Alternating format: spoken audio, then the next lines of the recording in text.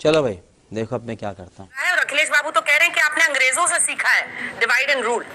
अखिलेश बाबू को शायद पता ही नहीं है अंग्रेजों के देश में जाके साल भर पहले कौन बोल रहा था कि why the defenders of democracy Britain and America are silent and the democracy in India has finished. Rahul Gandhi बोल रहे थे ना। और जब तक जाके ब्रिटेन में और अंग्रेजों से किसने सीखा है, मैं जाके कहता हूं चेक करिए 2005 मनमोहन सिंह जब गए और उनको कैम्ब्रिज यूनिवर्सिटी ने डॉक्टरेट की डिग्री दी, कैम्ब्रिज ऑक्सफोर्ड ने जिसने दिया था, गॉर्डन ब्राउन जो ब्रिटिश प्राइम मिनिस्टर की प्रेजेंस में उन्होंने कहा हमने आपसे बहुत कुछ सीखा है और हम आपकी लीगेसी को। कोई जाके मनमोहन सिंह का वो डॉक्यूमेंट चेक कर ले और अंग्रेजों से कौन सीखता, उसके लिए भी मैं पुनः बोल देता हूं जो मैं पहले भी बोल चुका हूं।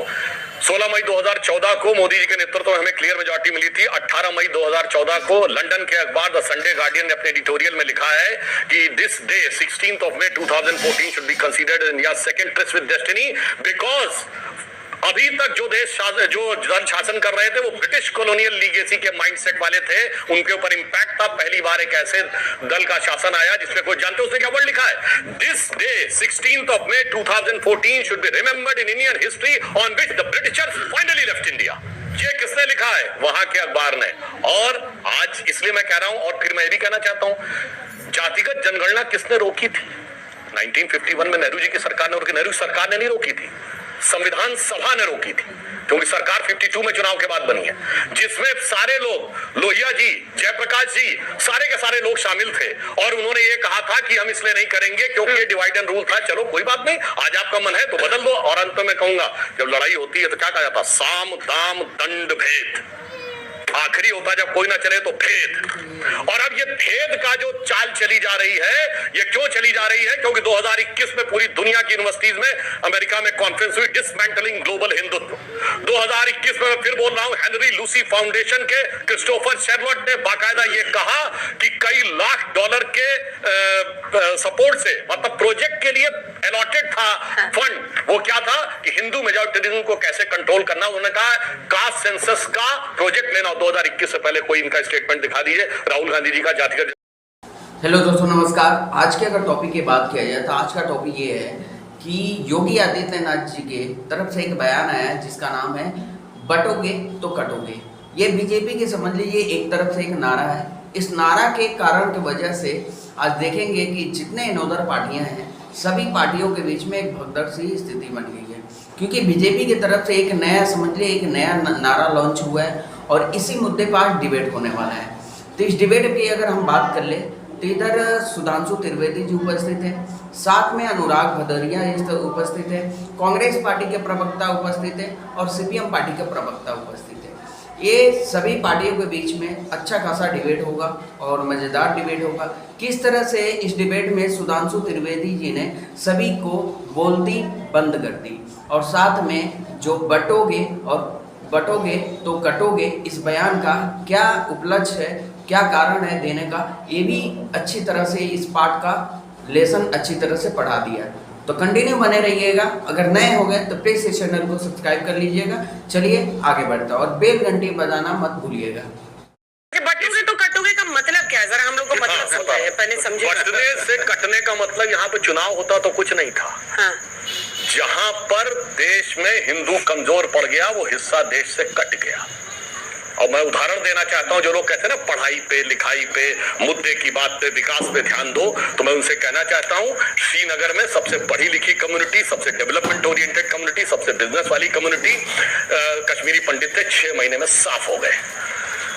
लाहौर में 1947 में 75% पॉपुलेशन हिंदू और सिख की थी, 90% बिजनेस, पढ़ाई सब में वो आगे थे, 6 महीने में साफ हो गए। कराची में हिंदू सिंधी और हिंदू पंजाबी 2/3 से अधिक पॉपुलेशन थी और 90% बिजनेस और उस पर कंट्रोल था, 6 महीने में साफ हो गए। काबुल में 1/3 थे 1950 तक हिंदू और सिख, बिजनेस पे कंट्रोल 80% था, साफ हो गए। और तो और बताऊं, इवन याद करिए पुराने जमाने गाना मेरे पिया गए रंगून, वहां से किया है टेलीफोन, 1/3 आबादी रंगून में थी, 80% हमारा बिजनेस पे लोग वो कंट्रोल करते थे, जहां ये कमजोरी जैसे ही आती चली जाती है ना, और कटना कितना दर्दनाक होता है। मैं कहना चाहता हूं, जोगिंदर नाथ मंडल जो पाकिस्तान के पहले लॉ मिनिस्टर थे, वो भी अनुसूचित जाति से थे। उन्होंने इसी झांसे में आ गए कि हम शेड्यूल कास्ट और मुस्लिम्स के बीच का कॉम्बिनेशन बनाएंगे, जैसे इन लोग लगता है एक जाति प्लस मुस्लिम का कॉम्बिनेशन बनाएंगे, और उसके बाद जाके किस दर्दनाक तरीके से वहां कटना पड़ा उन लोगों को। जोगिंदर नाथ मंडल का इस्तीफा 15 पेज का है करीब, नेट पे अवेलेबल है, जाके पढ़ लीजिए। तो कटना कितना दर्दनाक होता समझा जा सकता है। इसलिए हमारा क्या उद्देश्य है, अनेकता में एक मंत्र को जन जन फिर अपनाता है, और तभी धीरे धीरे देश हमारा आगे बढ़ता जाता है। क्या प्रॉब्लम क्या है बटेंगे तो कटेंगे वाले से? हमें कोई प्रॉब्लम नहीं। अच्छा, आपको पसंद आ रहा है? अरे नहीं, हम बिल्कुल सही कहा इन्होंने। ये लोग इतना ज्यादा अभी बोल रहे थे, कह रहे थे पाकिस्तान में हुआ, अफगानिस्तान में हुआ, श्रीलंका में हुआ, बर्मा में हुआ, हर जगह का इनको याद है। इनको ये कतई याद नहीं है कि जिस वक्त ऐसा कुछ हो रहा था, उस वक्त भारतीय जनता पार्टी का पितृ संगठन यानी संघ क्या कर रहा था, जनसंघ क्या कर रहा था। ये लोग थेथरई कर रहे थे, कुछ नहीं कर रहे थे इसके अलावा, और आज भी थेथरई कर रहे हैं। क्यों? क्योंकि इनको बयानबाजी करनी। हम तो कहते हैं कि नल बटा, नील बटा, कोल बटा, भील बटा, अगड़ा बटा, पिछड़ा बटा, तभी तो भारतीय जनता पार्टी आई ना। बिल्कुल सही बात कही सुधांशु जी ने, बिल्कुल नहीं बटना है, कटेंगे नहीं, हम बटेंगे भी नहीं, बिल्कुल जान लीजिए सुधांशु जी। क्यों? क्योंकि आप लोगों ने अब तक बांटा। आप लोगों ने कहा हमसे कि अगड़ा पिछड़ा हो जाओ, आप लोगों ने कहा कि संविधान का आरक्षण हम खत्म कर देंगे, आप लोगों ने कहा 400 सीटें दो, देश का संविधान बदल देंगे। हम लोग बटने की जगह पर एक हो गए, और एक हो गए तो आज की डेट में सुधांशु जी परेशानी में आ गए, हर बिल वापस ले रहे हैं। सच बात यह है कि भारतीय जनता पार्टी का मूल मंत्र है, क्या नाम अंजना जी, कि बांटिए और काटिए। अब हम लोगों ने मान लिया है कि हम कतई नहीं बटेंगे। हाँ, अब भाजपा को बांटेंगे। कोई भाजपा होगी सुधांशु त्रिवेदी जी की, कोई भाजपा होगी योगी जी की, कोई भाजपा होगी मोदी जी की, कोई भाजपा होगी शाह जी की। आने वाले समय में भाजपा बटेगी, सुधांशु जी की भी होगी। हाँ, सुधांशु जी इस मामले में फिट आदमी है, फिटेस्ट कैंडिडेट है।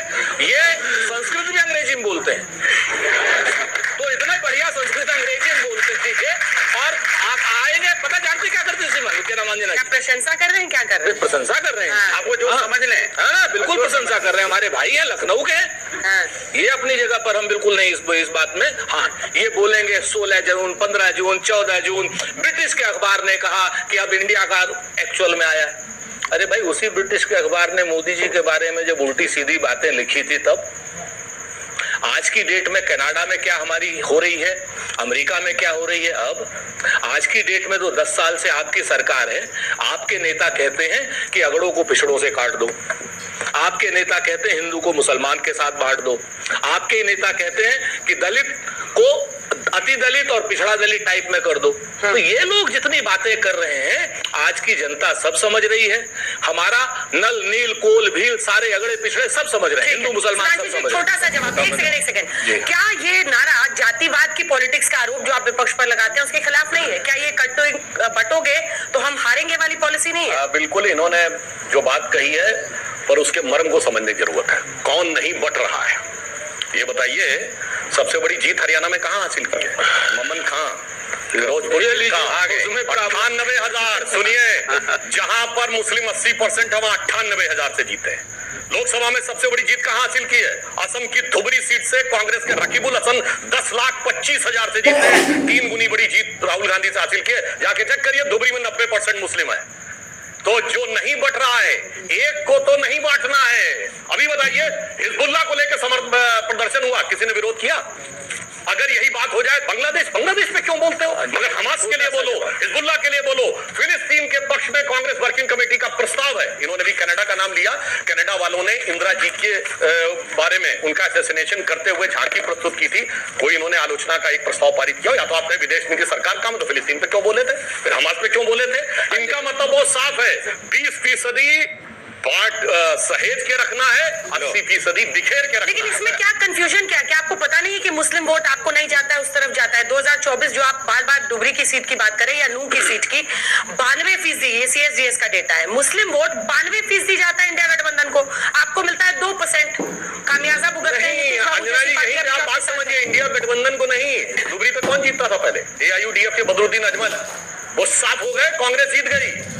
ये बताइए, इमरान मसूद सपा में थे तब नहीं जीत पाए थे, अब आए सहारनपुर में वोट मिला सारा कांग्रेस को, इसीलिए मैं कह रहा हूँ वहां पे अब सारी लड़ाई, इसलिए एक लाइन में मैं कहूंगा, एक लाइन हो तो गया। देखिए सारी बात क्या है, आप याद रखिए, अंग्रेजों ने हमको बांटा, इन्होंने हर परिवेश को बांटा कुर्सी के उद्देश्य के। हो गया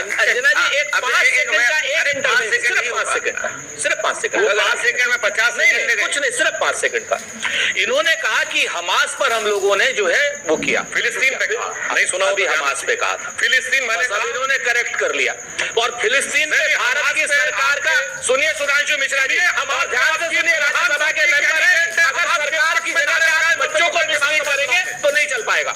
सुधांशु त्रिवेदी, हाँ सुधांशु जी, बिल्कुल, अगर आप बच्चों को मिसलीड करेंगे नहीं चल पाएगा, बड़ी गलत बात है। मैंने फिलिस्तीन का भारत की सरकार फिलिस्तीन पर जो भाव देती है, एक एक शब्द वही कांग्रेस देती है, इनके पेट में दर्द क्यों हो रहा है? अब मैं बताता हूँ, अगर आप फिलिस्तीन पे बोलना चाहते हैं तो रशिया यूक्रेन पे बोलिए, आप किसी भी देश नीति में नहीं बोलेंगे, सिर्फ फिलिस्तीन पे क्यों बोलते हैं, उसका कारण सबको समझ में आता है। देखिए कमाल की बात है, पूरे डिबेट में इतनी देर तक जब बात हुई तो मुस्लिम शब्द कौन लेके आया इस डिबेट के अंदर? पहली बार सुधांशु जी।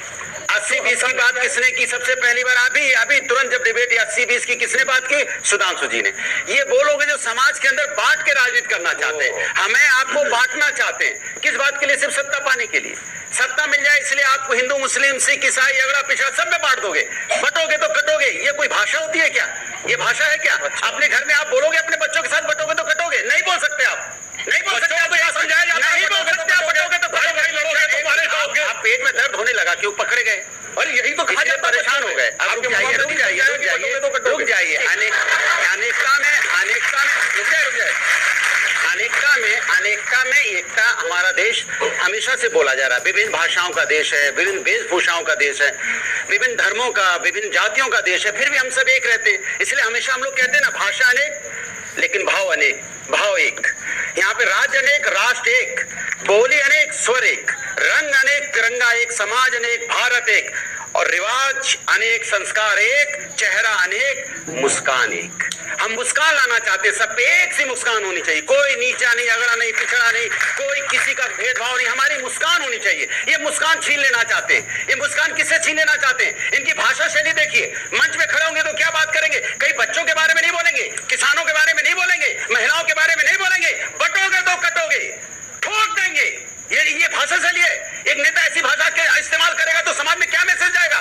क्या मैसेज जाएगा? कासगंज में क्या हुआ? आपका पुलिस सिस्टम फेल हुआ, आपकी सरकार फेल हुई, आपकी नाकामी की वजह से, आपके पुलिस सिस्टम की फेलियर की वजह से वहां पे एक हमारे हाथ के बीच का रामगोपाल मिश्रा की मौत हो गई, हत्या हो गई। क्योंकि आपने अगर सिस्टम पूरा मैनेज किया होता, रेकी की होती, एलआईयू डिपार्टमेंट आपका काम कर रहा होता, वहां पे आपकी इंटेलिजेंस डिपार्टमेंट काम कर रहा होता। वो 21-20 साल का लड़का, 6 महीने पहले शादी हुई, हो सकता है ना समझ भी हो सकता है, किसने उसको उसकाया, किसने उसको उत्तेजित किया कि जाके चढ़ गया वो किसी के घर पे। और जब चढ़ भी गया था, अगर पुलिस सिस्टम वहां होती तो पुलिस सिस्टम उसके घर में घुस के जो वहां हत्या उसको रोक सकती थी। क्यों नहीं रोकी आपका पुलिस ने? उसके बाद हत्या हुई, हत्या होने के बाद क्या हुआ? हत्या होने के बाद पुलिस की जिम्मेदारी बनती थी किसी प्रकार का किसी का घर न जल पाए, लोगों के घर जला दिए गए, 150-200 घर जले गए, वहां पे गाड़ियां जल गई, मोटरसाइकिल जल गई, ट्रक जला दिए गए, लेकिन उसमें कोई चर्चा नहीं, कोई बात नहीं। किसे हम कहते हैं उसकी जो हत्या है इसकी सभी निंदा करते हैं, किसी की भी हत्या हो, चाहे हत्या रामगोपाल मिश्रा की हो या किसी का घर लूटा गया हो, हत्या एक क्या पुलिस कार्रवाई की तो निंदा करने लगते हैं। मेरी बात अभी रुकिए ना, अभी परेशान मत होइए आप। उसके बाद उन्हीं अपराधियों को आप पकड़ते हो, इनकाउंटर करते हो। पकड़ा ना आपने, अच्छा क्या आपने पकड़ा, लेकिन उसके पहले आपने क्यों नहीं पकड़ा? उसकी अगर उसकी मौत तो बच जाती ना, कम से कम उसकी मौत बचती। हमारे बीच में आज रामगोपाल मिश्रा होता, अगर आपकी पुलिस सिस्टम मजबूत होती, हमारे बीच में लोगों के घर नहीं जलते। अब उसके बाद आप राजनीति करने आ गए, अपनी जिम्मेदारी नहीं लेके जिम्मेदारी किस पे दो रहे? फिर नफरत की आग लगाना शुरू कर दिया, नफरत की आग बोना शुरू कर दिया, फिर चिल्लाने लगे वहां पे। आपके चिल्लाने से पता क्या होता है? ये आने वाली जनरेशन है हमारी, इनको हम क्या देके जाना चाहते हैं? नफरत। आप कौन सा इंजेक्शन लगाते हैं भाई? हम लोग इंसान हैं, नफरत बांट रही है, क्या नफरत का मामला है। अंजना जी नफरत की बात है, वेट कर रहे हैं। एक सेकंड, मैंने कहा हम लोग भी तो इंसान हैं, हमारे अंदर तो नहीं नफरत घुसती। कौन सा कोई इंजेक्शन लगवाते हो क्या नफरत का, कि उसको इंजेक्शन लगाते हो उसके बाद नफरत की बात बोलना शुरू कर देते हो? हमारे अंदर क्यों नहीं आती वो बात? राजीव जी देखिए, जहां तक इस नारी का रामचरितमानस प्यार से फाड़ रहे थे ना, नफरत नहीं थी क्या? कौन फाड़ रहा था? आप बताओ, प्रभु राम के बारे में। अच्छा, हो रहा है।